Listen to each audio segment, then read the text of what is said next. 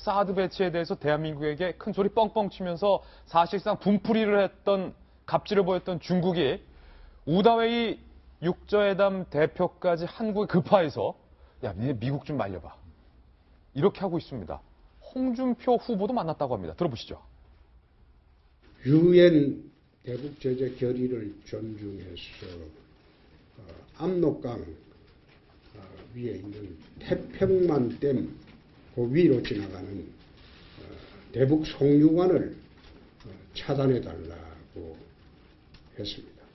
북측의 미사일 도발을 억제를 하도록 중국에서 좀 압박을 가해달라 이렇게 요청을 했고, 태평만 댐 송유관 이야기를 하니까 깜짝 놀랐습니다. 우다웨이 육자회담 대표 콧대 높기로 유명합니다. 홍준표 후보를 만날 수밖에 없는 상황이 지금 처해진 중국의 입장인 건데 우다웨이 대표가 이렇게 얘기를 했다고 합니다. 유승민, 홍준표 후보 등을 만난 자리에서입니다. 한국의 주요 정치인들을 만나서 이렇게 우다웨이가 얘기하고 있대요. 군사행동에 대해서 혹시 너네들 그 미국이랑 어디까지 협의했어? 좀 힌트 좀 줘봐. 우리가 또 옛날엔 좋았잖아. 상황이 이 지경인데 북한이 우리한테 대꾸도 없어. 이것들이 아주 괘씸해 죽겠어. 이제 말 바꾼 거예요. 사드에 대해서 우리한테 큰 소리 뻥뻥 치더니 미국이 독자적 군사행동에 혹시 나서려고 하면 니들이 말려간다. 제발 좀 알려줘. 거의 뭐 애걸복걸을 하고 있는 우다웨이의 상황입니다. 그런데 여기에 일본 정부까지 가세를 했습니다. 일본 정부의 입장입니다. 함께 보시죠. 일본 정부가 미국 측에 이렇게 요청을 했다는 겁니다. 북한을 상대로 군사행동에 나설 경우 사전 협의를 좀 해달라. 우리한테 힌트 좀 줘. 외교적 수단을 다 쓰고 북한을 공격할 경우 미국과 일본 간에 사전 협의 대상으로 좀 삼아달라. 일본 정부가 이런 입장을 미국에 요청했고요. 공식적으로. 아베 일본 총리도 이렇게 말했습니다.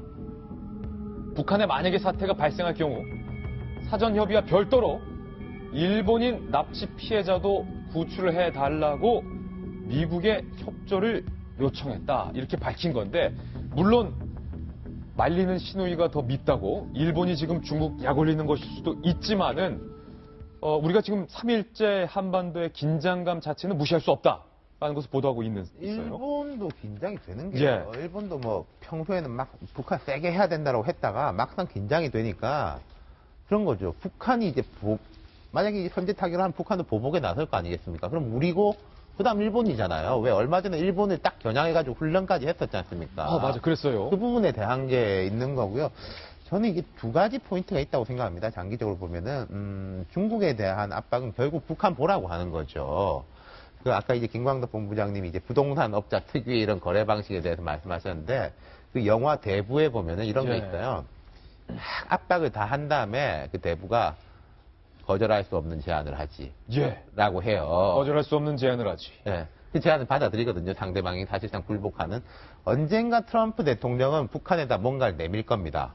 이렇게 압박을 한 다음에 그게 이제 제가 뭐가 될지는 모르겠는데 어떻게 보면은 우리가 어제도 잠깐 이야기했지만은 클린턴 오바마 정부 때보다도 오히려 더 전향적인 것을 낼 수도 있어요. 저 사람이 이제 공화당의 전통적인 뭐 북한은 인권 문제가 있고 이런 식으로 사고하는 사람이 아니잖아요. 트럼프 대통령은 아주 그냥 실리적인 사람이기 때문에 뭔가를 이게 내밀 때가 올 것이다. 그 시점이 언젠가가 이제 첫 번째 포인트고 두 번째는 우리나라는 지금 이 사이에 전혀 끼어들지 못하고 있습니다. 제가 말씀드렸지만은 황교안 대행이 대선 불출마 선하기 전에는 막 얼굴도 많이 보이더니 요즘 너무 얼굴도 안 보이는데 이게 선거 때까지는 어쩔 수 없을 것 같아요. 선거 끝나면은 뭐 여러 후보들이 다 압박해서 말을 하지만은 조속한 한미 정상회담이 필요하다.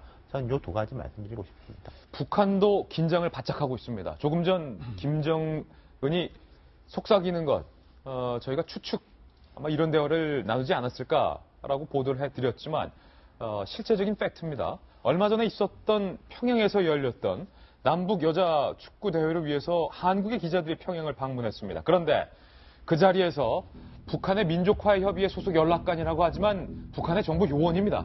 우리는 그 실체를 알고 있죠. 북한의 정보 요원들이 한국의 기자들에게 계속 집요하게 물었던 질문들을 저희가 한번 모아봤습니다. 안 선생이 여론조사에서 문 선생을 많이 따라잡은 것 같던데 맞습니까? 여론조사 기관 그거 신뢰할 만합니까? 표본 오차는 얼마나 됩니까? 누가 대통령이 될 것 같습니까? 남측의 뉴스를 보는 게 우리의 일입니다. 그 사람들 그저 그 탄기국은 어떻게 됩니까? 이런 걸 계속 축구 취재하러 간 스포츠 기자들에게 물어봤다는 거예요. 이 칼럼. 북한 김정은 입장에서도 한반도의 이 위기설 그리고 긴장감 무시하지 못하는 거죠.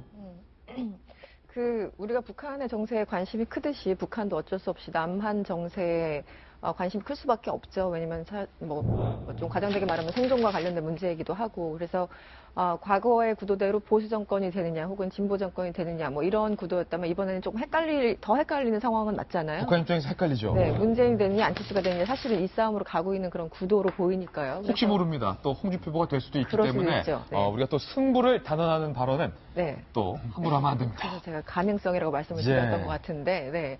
그래서 어쨌든 이게 지금 뭐 구도의 싸움이 됐든 뭐가 됐든 어쨌든 흥미로운 싸움이 되고 있잖아요. 여론조사 결과. 그래서 아마 북한 입장에서도 여러 가지 관심을 보이고 있는 것 같고 또 더군다나 이제 트럼프 행정부가 들어서고 여러 가지 좀 어떤 우려되는 상황들이 있기 때문에 더더욱 한국 정부가 어떤 입장을 취할 것인지가 이 사람들은 관심사기 때문에 그래서 더 중요한 걸 수도 있어요. 그렇죠. 네, 문재인이 되느냐, 홍준표 후보가 되느냐, 누가 되느냐에 따라서. 그래서 저거는 뭐 매번 선거마다 사실은 있었던 어떤 북한의 일반적인 반응이 아닌가라는 생각이 들고요.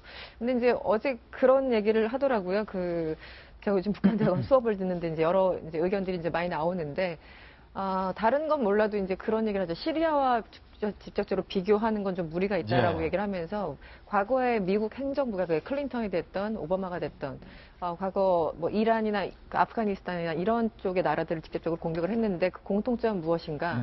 자국민들에게 피해가 없는 미군의 반격을 할 수 없는 나라들을 주로 공격을 했다라는 거예요. 그런데 이제 한국 같은 경우는 완전히 그 상황 자체가 다르기 때문에 이렇게 단선적으로 비교하기는 좀 어렵다. 한마디로 어떤 도발 전쟁 가능성은 상당히 낮다라고 보는 의견들이 상당히 많았던 것 같습니다. 네. 예, 한반도에 일고 있는 긴장감의 고조 그리고 중국과 일본과 북한의 반응까지 저희가 폭넓게 취재해서 보도를 해드렸습니다. 4월 15일 북한이 예정해 놓은 이 날을 전후해서 과연 6차 핵실험을 할 것인지 여부를 계속해서 지켜보겠습니다. 이번